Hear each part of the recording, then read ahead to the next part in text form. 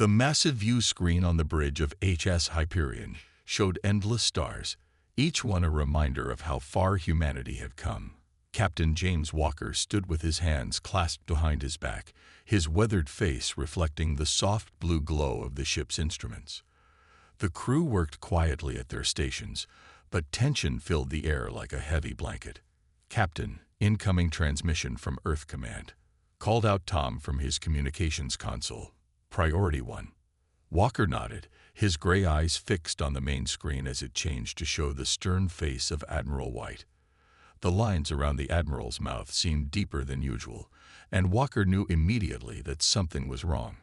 "Captain Walker, the situation has changed. The swarm has broken through the Alliance's defense line in the Arcturus sector. We're redirecting you there immediately." The Admiral's voice carried the weight of thousands of lives. "This is no longer a test run for the Hyperion. This is war." Walker's jaw tightened.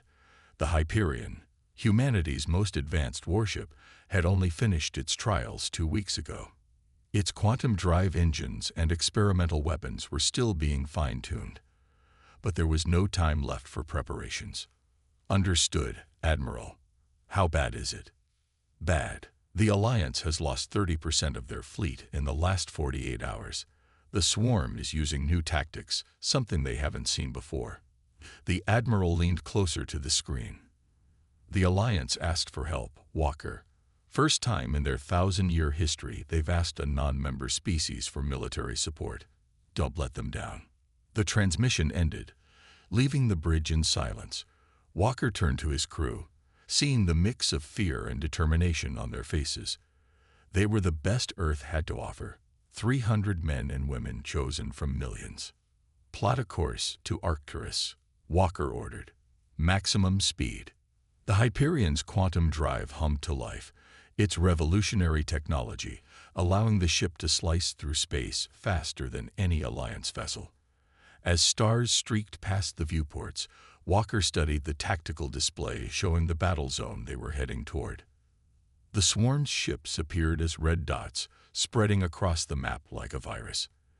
They weren't just bugs, as some propaganda suggested.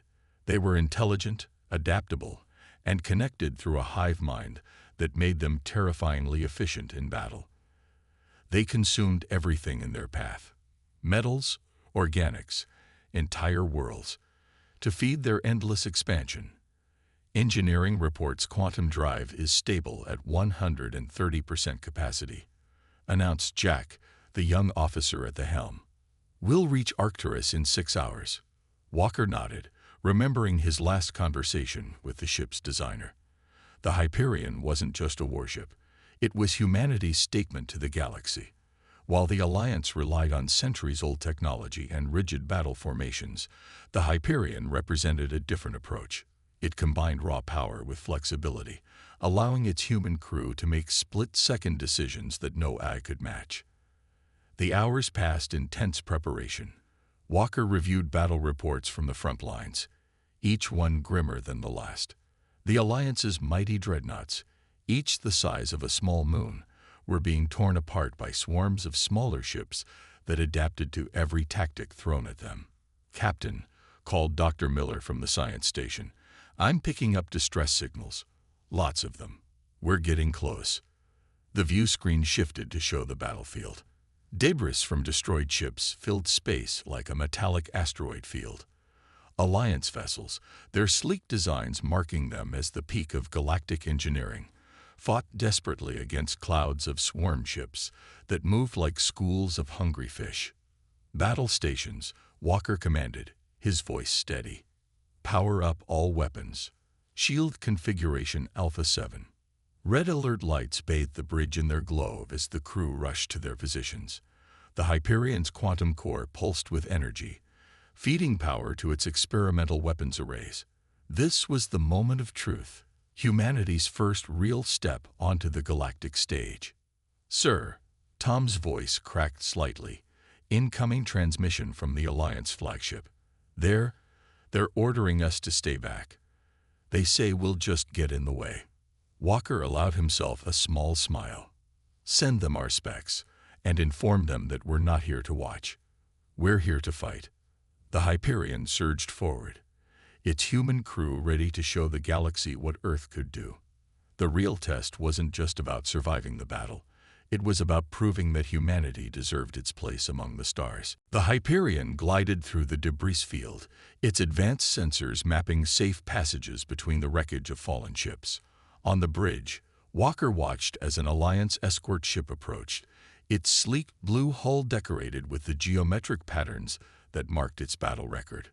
"They're hailing us again," Tom reported from communications. "The Alliance command ship wants us to dock with them. Admiral Reed wants to meet in person."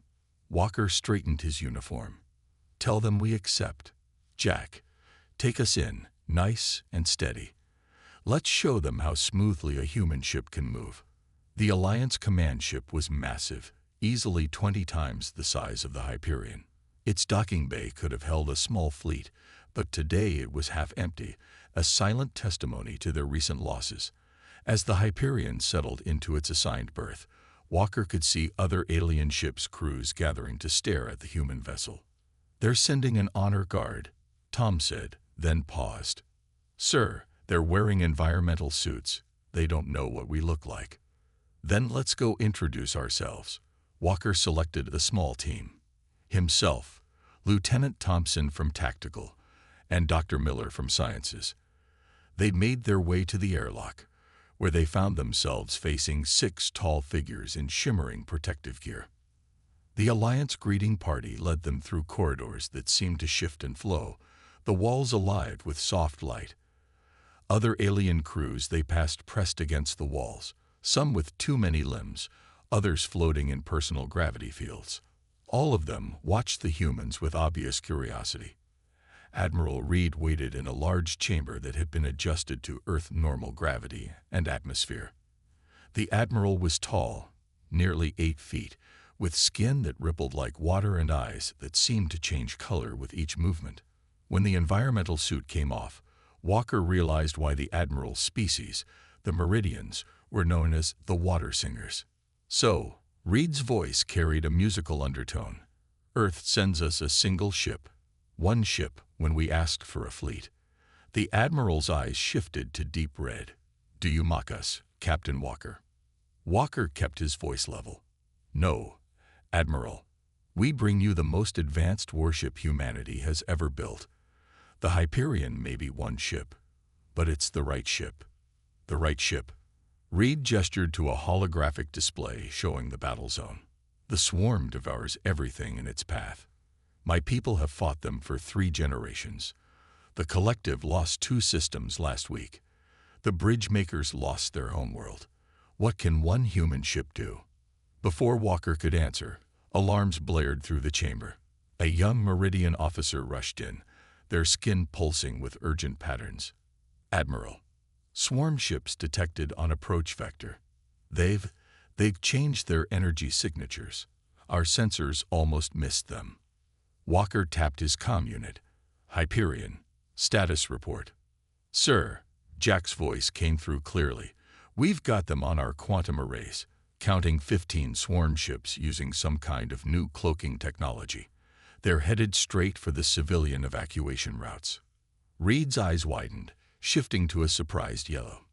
"Impossible. Our sensors show nothing." Walker turned to the Admiral. "Permission to demonstrate what one human ship can do."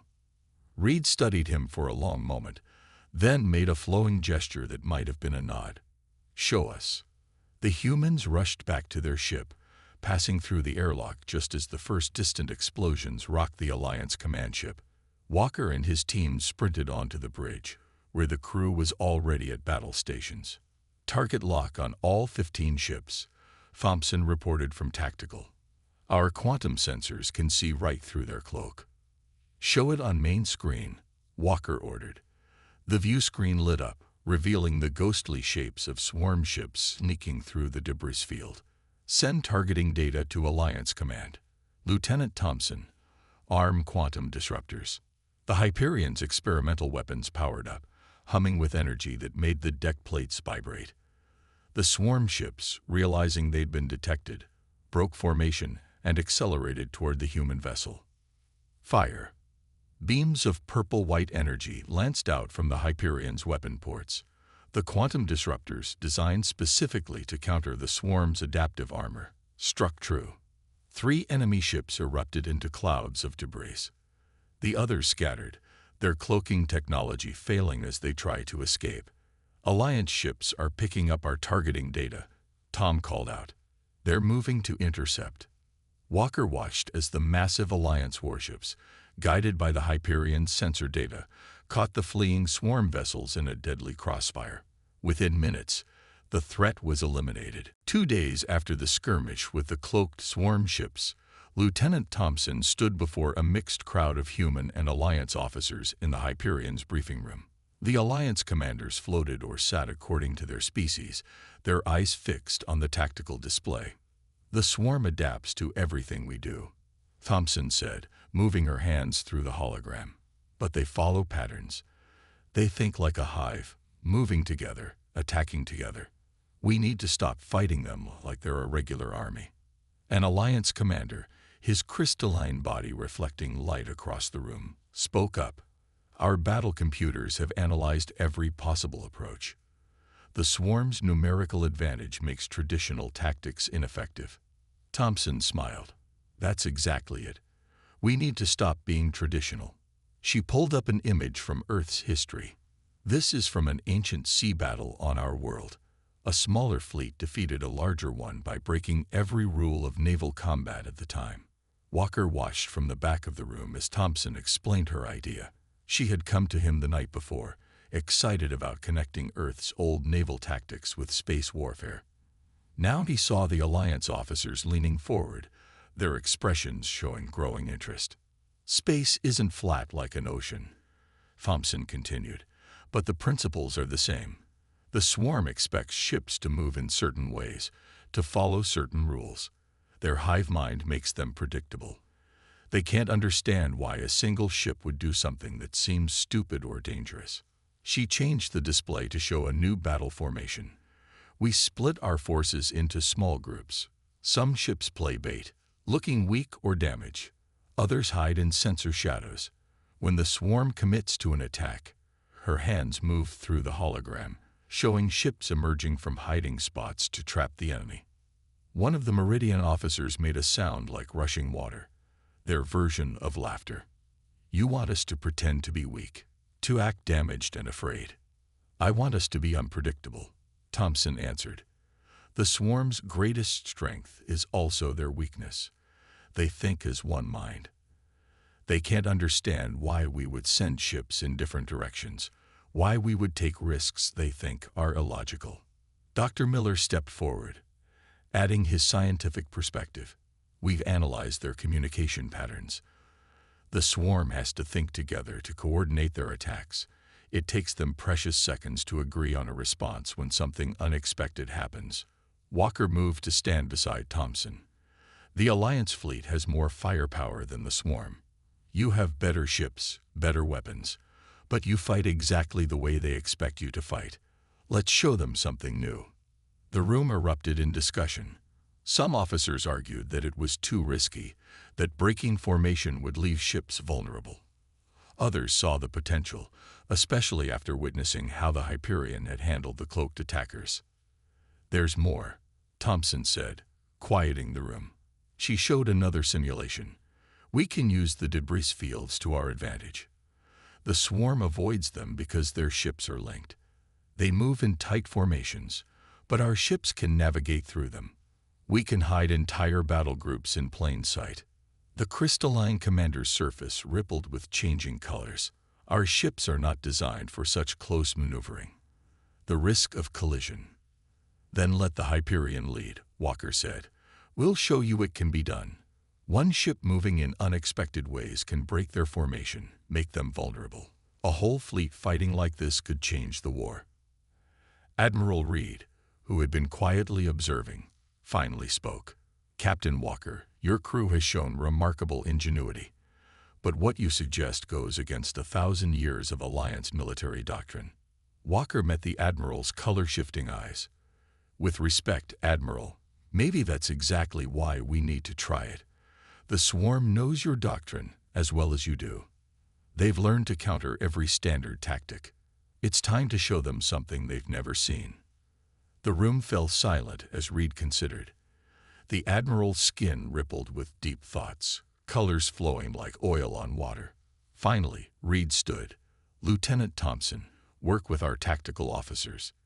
Develop your plan. We will test it in a small engagement first." Thompson nodded, her face serious. "Yes, Admiral. And sir, thank you for trusting us."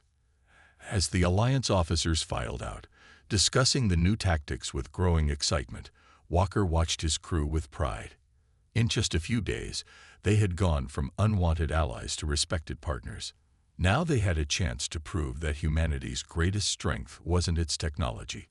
It was the human ability to think differently, to adapt, to surprise. Red emergency lights flashed throughout the shipyards as the swarm fleet emerged from hyperspace. There were hundreds of them, their biomechanical ships moving in perfect coordination. The massive construction docks held dozens of half-built Alliance vessels, representing years of work and irreplaceable resources.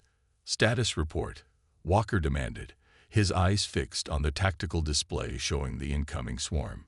"Alliance fleet is forming up in standard defense pattern," Tom reported from his station. "Admiral Reed is ordering all ships to hold position and defend the shipyards."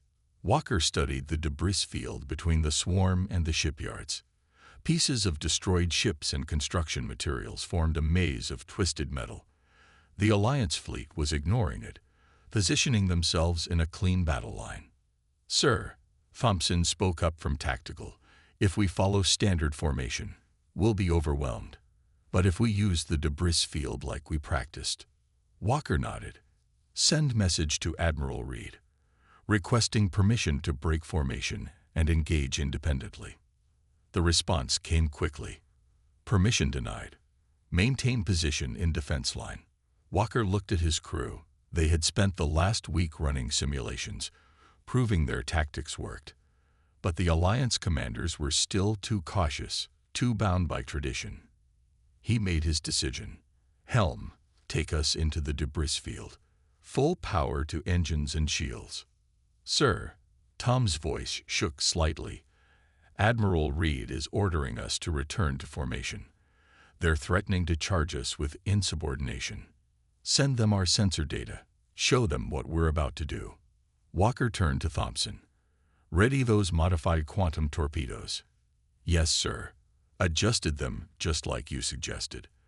They'll ignore the swarm's armor and detonate inside their ships." A Hyperion dove into the debris field, its advanced sensors allowing it to thread through gaps that other ships would consider too dangerous. Behind them, the Alliance fleet watched in confusion as the human ship seemingly fled the battle. "Swarm fleet is launching their first attack wave," Miller reported from Science Station. "They're ignoring us, focusing on the Alliance line." Walker allowed himself a small smile. "Just like we predicted. Their hive mind sees us as one ship hiding in the wreckage. They don't understand that's exactly where we want to be." The Hyperion's crew worked in focused silence as their ship maneuvered through the debris. They emerged briefly between twisted hull plates and shattered engine cores, taking shots at the swarm's flanks before disappearing again. Each attack was precisely calculated, striking at points where the swarm ships were most vulnerable. "Sir," Miller's voice rose with excitement, "the swarm is breaking formation. They're trying to adapt to our attacks, but the hive mind can't agree on how to respond." Walker watched as confusion spread through the enemy fleet. Some swarm ships turned to chase the Hyperion, while others maintained their attack on the Alliance line. The perfect coordination that made them so deadly was falling apart. "Now, Lieutenant Thompson, show them what those torpedoes can do." Thompson's fingers flew over her console. Modified quantum torpedoes launched from the Hyperion's tubes, their guidance systems programmed with the attack patterns they had discovered. The weapons weaved through the debris field like silvery fish, finding gaps in the swarm's now broken formation. The explosions started small, each torpedo penetrating a swarm ship's outer hull before detonating. But the chain reaction that followed was massive. The quantum warheads disrupted the biomechanical links between nearby ships, causing them to lose coordination and crash into each other. "Alliance fleet is advancing," Tom shouted. "They're exploiting the gaps we created." Walker watched as the Alliance warships poured fire into the confused swarm fleet. Without their perfect coordination, the enemy ships were just targets. Those that tried to retreat were picked off by the Hyperion, still darting through the debris field like a predator in tall grass. The battle ended faster than anyone expected. The remaining swarm ships fled in disorder, their hive mind unable to comprehend the tactics that had defeated them. The shipyards were safe. "Message from Admiral Reed," Tom announced, his voice proud. "Just 3 words. Well done, humans." Walker looked at his crew, seeing the same pride on their faces. They had done more than win a battle. They had shown the galaxy that sometimes the best way to fight wasn't with overwhelming force or advanced technology, but with the uniquely human ability to think differently. Dr. Miller hadn't slept in 2 days. The science lab aboard the Hyperion was cluttered with pieces of swarm technology salvaged from the battlefield. Holographic displays showed test results and data streams, casting a blue glow over his tired face. Something about the recent battle had caught his attention, and he couldn't let it go.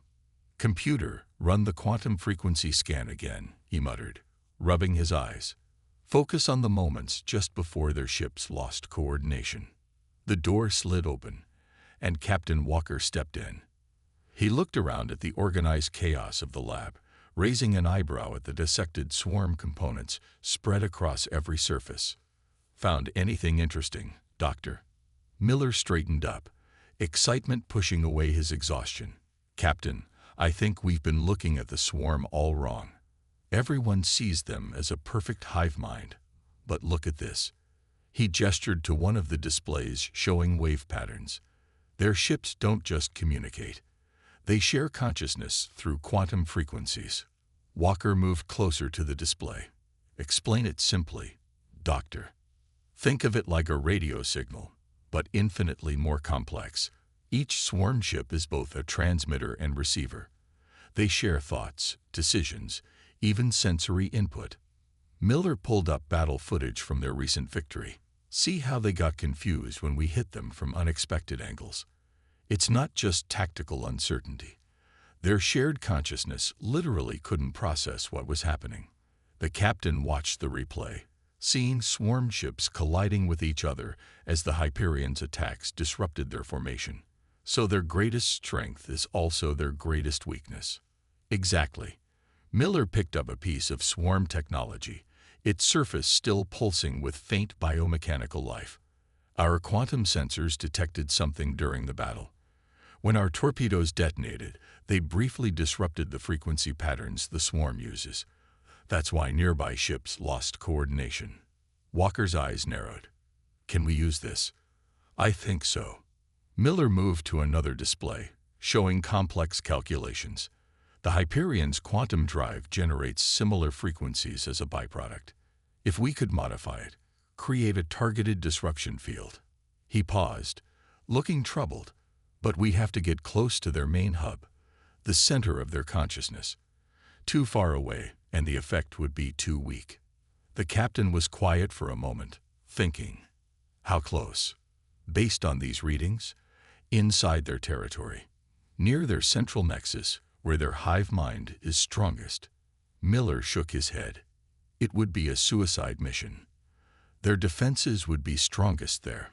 Walker picked up one of the swarm components, studying its alien design.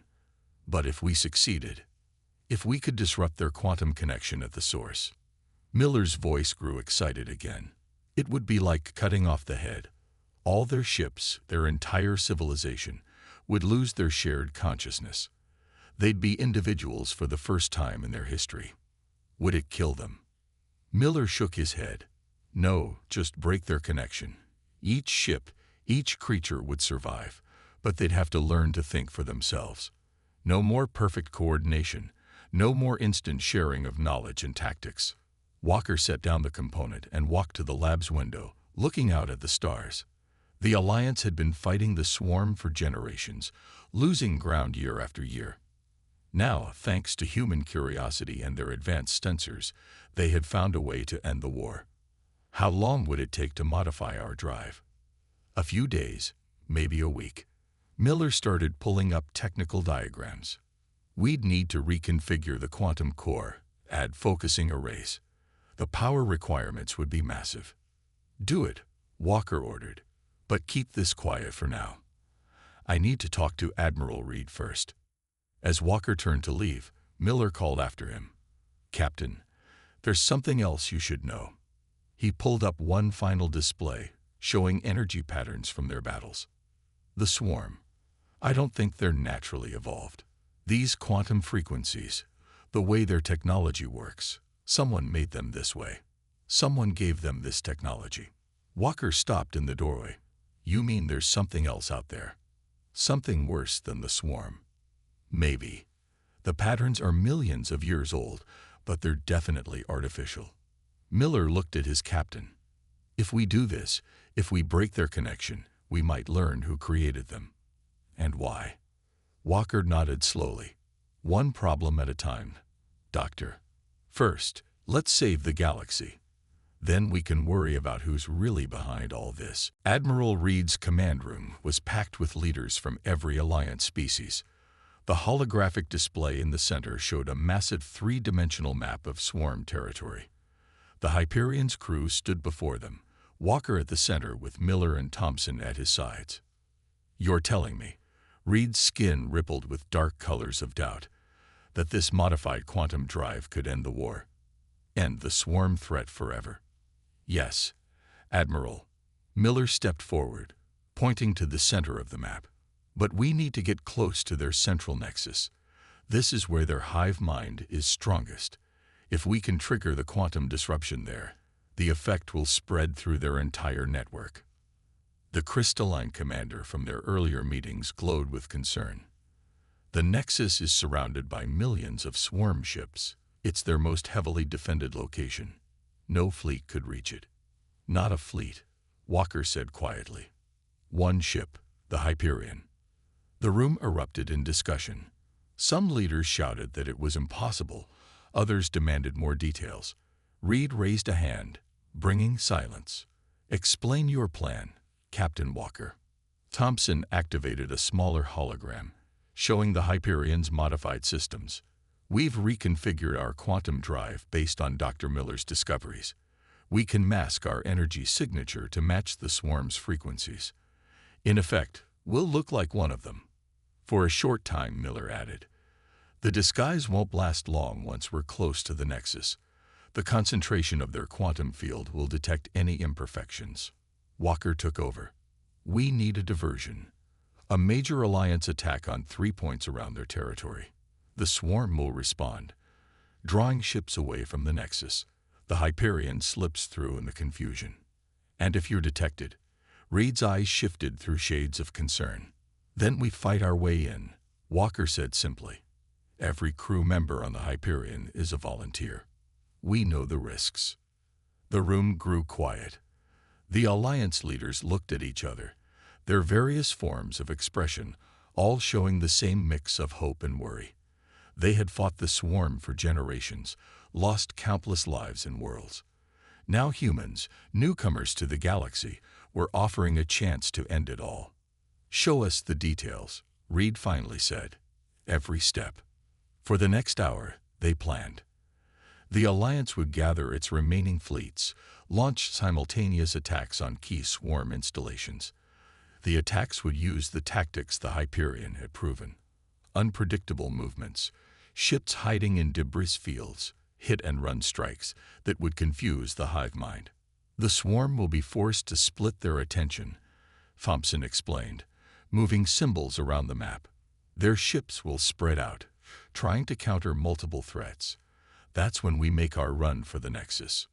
Once inside their defense perimeter, Miller continued, we'll have exactly 12 minutes before our disguise fails. Another 10 minutes to reach the optimal position and activate the disruption field. 22 minutes, the crystalline commander's glow pulsed, to cross the most heavily defended space in the galaxy. Once the field activates, Miller said, "We'll have to maintain position for 3 minutes while the disruption spreads through their network. After that," he shrugged, "either it works or it doesn't." Reed moved to stand before Walker. "You understand what you're volunteering for. The chances of the Hyperion surviving this mission are—" "We understand, Admiral." Walker's voice was firm. "Every member of my crew knows what's at stake. We're not just fighting for Earth now. We're fighting for every species in this room, every world the swarm threatens." The Admiral's skin rippled with complex patterns. "When I first saw your ship, I thought humans were arrogant, sending one vessel when we asked for a fleet. Now I understand. You don't think like us. You don't fight like us. And maybe that's exactly what we needed." Reed turned to the assembled leaders. "The Alliance has fought this war for too long. We've lost too much trying to defeat the swarm with brute force and numbers. Perhaps it's time to try something new, something unexpected." The Admiral faced Walker again. "When can you be ready?" Walker looked at his crew, saw the determination in their eyes. "The modifications will be complete in 12 hours. We can launch the operation tomorrow. Then we have work to do." Reed's skin glowed with purpose. "May whatever powers you humans believe in watch over your ship, Captain Walker. The fate of the galaxy goes with you." The Hyperion slipped through space like a ghost, its modified quantum drive pulsing in perfect harmony with the swarm's frequencies. On the bridge, the crew worked in tense silence. Their sensors showed the massive Alliance attack drawing away enemy ships, creating a path to the heart of swarm territory. 9 minutes until we reached the defense perimeter," Jack reported from helm. "All systems matching swarm patterns."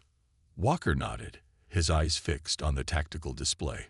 Around them, streams of swarm ships rushed to meet the Alliance attacks. Their plan was working. The hive mind was distracted, spread thin trying to counter multiple threats. "Captain," Miller called from his station, "I'm picking up something strange from the Nexus. These energy readings, they're different from anything we've seen before." Before Walker could respond, alarms blared across the bridge. Thompson's hands flew across her console. "We've been detected. Multiple swarm ships changing course to intercept." "How?" Walker demanded. "We're still outside their sensor range." Miller's face went pale as he studied his readings. "The Nexus, it's not just their communications hub. It's aware, actually aware, and it knows we're here." Walker's mind raced. Their carefully planned infiltration was failing, but they were too close to turn back. "Helm, full power. Get us to that Nexus. Thompson, ready all weapons." The Hyperion's engines roared to life, abandoning stealth for speed. Swarm ships converged on them from all directions, their weapons lighting up space with deadly energy. "Shields at 80%. Tom shouted as the ship shuddered under enemy fire. "More swarm ships incoming." "Return fire," Walker ordered. "Use the modified quantum torpedoes. Clear us a path." Thompson's targeting systems locked on, launching streams of torpedoes into the approaching swarm. Each detonation created a bubble of disrupted space, causing nearby enemy ships to lose coordination and crash into each other. 7 minutes to optimal firing position, Miller reported. "But these readings from the Nexus, Captain, I think I understand now. The Nexus isn't just their center. It's what created them. Some kind of ancient artificial intelligence, converting other species into drone ships for its fleet." Another hit rocked the ship. "Shields at 40%. Hull breaches on decks 3 and 4. Walker gripped his chair as the Hyperion dove through the chaos. "Can we still trigger the disruption field?" "Yes," Miller answered, "but it might do more than just break their connection. If the Nexus is what controls them, disrupting it could free them completely, turn them back into whatever they were before." More hits hammered the ship. Emergency lights flashed as power systems struggled to compensate. Through the view screen, Walker could see the Nexus, a massive structure of twisted metal and pulsing energy, looking almost like a giant brain. "Shields critical." Tom's voice cracked with strain. "We can't take much more." 3 minutes to position. Jack called from helm. "But we're losing engine power." Walker stood, bracing himself against his chair. "Miller, start the disruption field. Thompson, target everything we have left at any ship near our position. We only need a few minutes." The Hyperion's modified quantum drive screamed as it generated the disruption field. Around them, swarm ships began to shudder and drift, their perfect coordination falling apart as the field affected their connection to the Nexus. "Field is building," Miller shouted over the sound of failing systems. 30 seconds to full power. The Nexus structure pulsed with angry red energy, fighting against the disruption. Beams of pure power lashed out, striking the Hyperion directly. "Hull breach on the bridge," Tom yelled as panels exploded around them. "We're losing life support." "Field at maximum." Miller's voice barely carried over the chaos. "It's working. The Nexus connection is breaking." Through the failing view screen, Walker watched as waves of energy rippled out from their position. Swarm ships everywhere began to change, their biomechanical forms shifting as the ancient control over them broke. "Look," Thompson pointed as enemy ships stopped firing. Their surfaces were changing, mechanical parts falling away to reveal sleek hulls beneath. "They're turning back into their original forms." The Nexus structure writhed in space, its power fading as its control over the fleet vanished. Millions of years of dominance were ending, broken by one human ship's desperate gambit. "Signal from the Alliance fleet." Tom managed through the smoke filling the bridge. "They're coming to get us." "The swarm, they're not attacking anymore. They're free." Walker looked at his crew, tired, injured, but proud. They had done more than win a war. They had liberated countless enslaved species, ended an ancient evil, and proved that humanity's greatest weapon wasn't technology or numbers, but the courage to do what seemed impossible. "Send to Alliance Command," Walker said quietly. "Mission accomplished. The galaxy is free."